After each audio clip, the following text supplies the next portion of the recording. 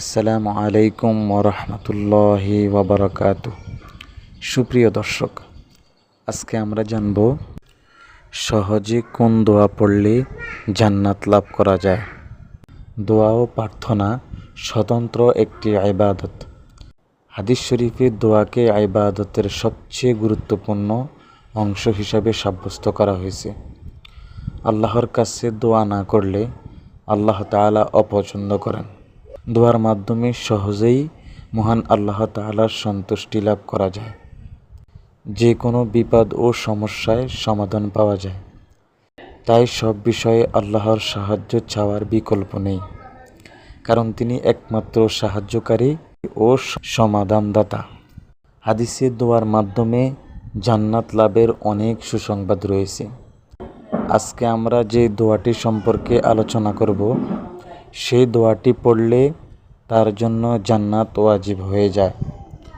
হাদিসে এসেছে, মুনাইজির রাদিয়াল্লাহু তাআলা আনহু থেকে বর্ণিত, তিনি বলেন, আমি রাসূলুল্লাহ সাল্লাল্লাহু আলাইহি ওয়াসাল্লামকে বলতে শুনিয়াছি যে সকালে রদিতু বিল্লাহি রাব্বান ওয়া বিল ইসলামি দীনান ওয়া বি মুহাম্মাদিন নাবিয়্যান ওয়া রাসূলা, এই দোয়াটি পড়বে আমি তার হাত ধরে জান্নাতে পৌঁছিয়ে দেব।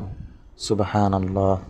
অন্য আরেক বর্ণনায় রয়েছে, যে ব্যক্তি সকাল বিকাল 3 বার এই দোয়া পড়বে, কিয়ামতের দিন আল্লাহ তাআলা ওই ব্যক্তির নেক আমল বৃদ্ধির মাধ্যমে তাকে সন্তুষ্ট করে দিবেন। সুবহানাল্লাহ।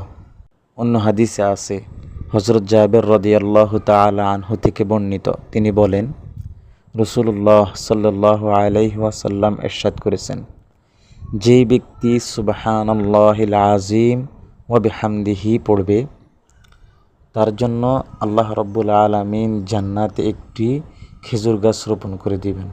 সুবহানাল্লাহ। এই হাদিসটি তিরমিজি শরীফের মধ্যে উল্লেখ করা হয়েছে।